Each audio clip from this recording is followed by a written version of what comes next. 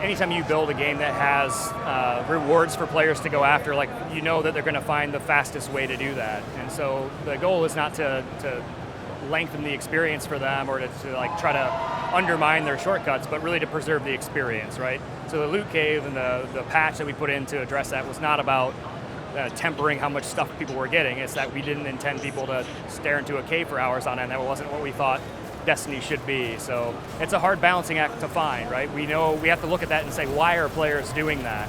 What's the real impetus behind that? And so we address some of that with some of the engram fixes. We address some of that with some of the Iron Banner gear. We address some of that with the new material farming updates for relic iron, spin metal, that kind of stuff. So if we were just out there shutting stuff down, I would feel really angry as a community manager. I think we've got to address that other half as well. I think all of our updates sort of strike that balance between how do we keep the game clean and well lit and operating in the way that we envision, and then how do we react to what the community is saying and telling us. So that loot cave behavior is a divining rod. It said engrams aren't as satisfying as they should be.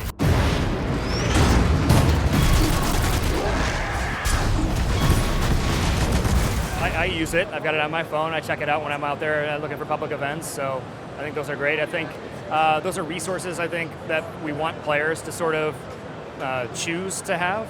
So it's not something like Zur is another example. People want us to sort of like put that in the app, but for us that sort of takes some of the fun out of it for somebody who wants to be surprised. But if you intentionally want to go after that, we think it's great that there's community people out there, whether it's the LFG stuff or the public events or the Wikias and the Destiny DBs. We never want to sort of undermine that stuff. It's all really cool. That was a pretty sweet video, right? If you want to see more, go to GamesRadar's YouTube page over here. Or if you want to read, maybe up your game a little bit, go to GamesRadar.com.